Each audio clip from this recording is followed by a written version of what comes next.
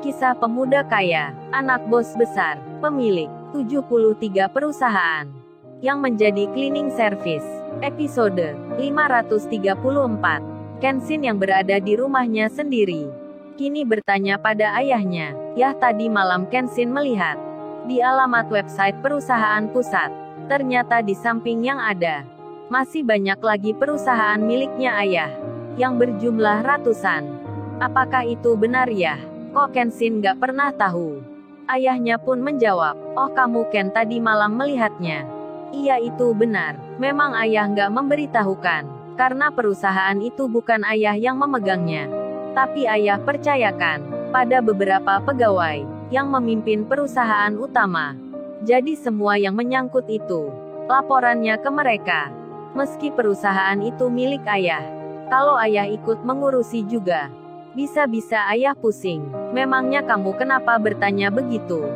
Setelah mendapat jawaban ayahnya, Kenshin pun mengerti maksudnya. Kemudian Kenshin menjawab tanya ayahnya.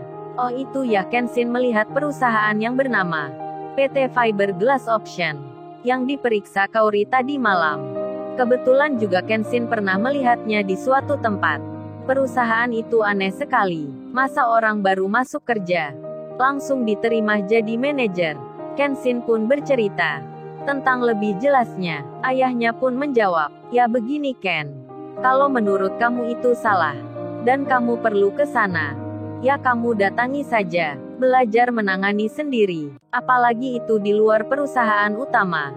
Jadi bisa untuk belajar nantinya, untuk menambah pengalamanmu."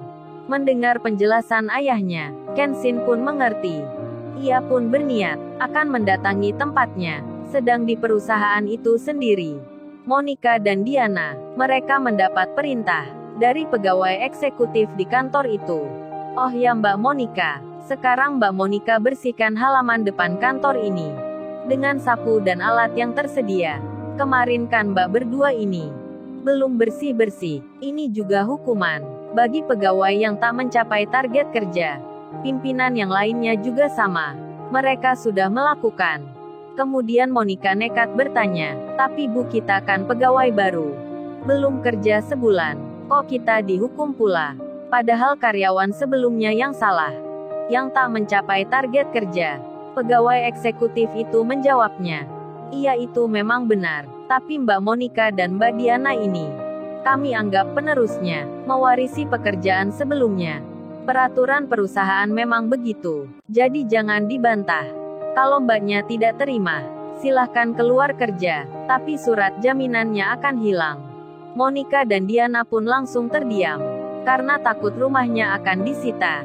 Dan dengan segera, mereka akan mengerjakan menjadi cleaning service.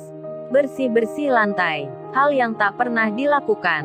Bahkan mimpi pun tak pernah. Sekarang malah begini, dirinya menjadi cleaning service. Dengan berseragam kantornya, tulisan manajer melekat di bajunya. Monica menjadi tontonan bagi pekerja bawahan yang tak terkena hukuman. Mereka melihat Monica dan Diana yang lagi memegang sapu, mengepel lantai dengan timba air. Monica dan Diana pun seperti terpukul hatinya. Mereka tak akan menyangka harga dirinya begitu direndahkan. Diana pun sama, sekarang membersihkan lapangan bersama Ibu Retno dan lainnya. Perasaan mereka tercabik-cabik karena diperlakukan seperti pegawai rendahan. Ini seperti balasan baginya, karena sebelumnya mereka suka merendahkan orang. Penyesalan semua pun begitu mendalam akibat keluar kerja dari perusahaan lamanya, dan waktu pun berjalan. Di lain tempat, Kenshin sudah di rumah istrinya. Saat malam datang, Kaori diminta ayahnya. Ayahnya itu bilang, "Kaori, kamu besok tolong gantikan ayah sebentar untuk meeting di kantor. Sebab ayah akan keluar perusahaan. Ada kepentingan juga. Ayah akan meeting di tempat lain." Kaori yang berencana bersama Kenshin akan ke tempat Fiberglass Option, akhirnya tak jadi melakukan. Karena Kenshin bicara padanya, "Kaori, baiknya kamu gak usah ikut aku ke sana. Kamu gantikan ayah meeting, karena itu lebih penting." Kaori pun menjawabnya, "Tapi saya apa nggak baiknya kita berangkat bersama aja?" Mungkin meetingnya nggak sampai jam 11 siang. Kenshin membalasnya. Nggak apa Kaori, kamu kerja saja. Aku tak melihat-lihat dulu ke sana. Lagian juga nggak lama. Kaori pun menjawabnya. Ya sudah kalau gitu. Tapi kalau aku selesai meeting, kamu nggak ke sini, aku yang ke sana. Kenshin pun mengiyakan. Tak lama kemudian, pagi pun datang. Kenshin mengantar Kaori. Mobilnya Kaori ditaruh di situ. Kenshin meminjam motornya security, karena dianggapnya lebih enak. Berjalan sembari mencari alamat, apalagi akan masuk perusahaan.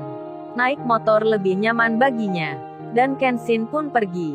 Setelah beberapa saat, Kenshin pun tiba di alamat tujuan. Di tempat perusahaan tersebut, ketika itu jam masuk kerja. Banyak karyawan yang berdatangan. Kenshin menaiki motornya. Berbarengan dengan pekerja lainnya, kehadirannya tak diketahui oleh seseorang yang di situ. Apalagi pegawai yang di sini. Belum ada yang mengenalnya. Sesaat Kenshin memarkir motornya, tiba-tiba dilihatnya orang berkumpul di lapangan. Di halaman depan kantor, Monica dan Diana ada di situ. Begitu pula Ibu Retno dan rekan kerja lamanya. Yang hari ini adalah hari ketiga. Mereka akan menjalani hukuman lagi. Berjalan merangkak di luar, wajah Monica tak bersemangat. Begitu pula dengan teman-temannya. Diana pun sama, tertunduk lesu dirinya. Kesedihan dirasakan olehnya, karena tekanan batin yang dialaminya. Sangat begitu hebatnya. Kemudian terdengar, pegawai eksekutif di depan itu berkata, "Oh ya kalian semua, hari ini adalah hari terakhir kalian menjalani hukuman. Kalau 3 bulan ke depan target tak terpenuhi, kalian harus dihukum seperti ini lagi. Bahkan bisa lebih berat nanti. Sekalian saya memberitahukan, gaji bulan ini akan dipotong separuhnya, karena omset perusahaan mengalami kerugian. Jadi kalian harus merelakan tak menerima gaji dengan utuh. Barang siapa yang tak terima, maka surat jaminannya akan disita."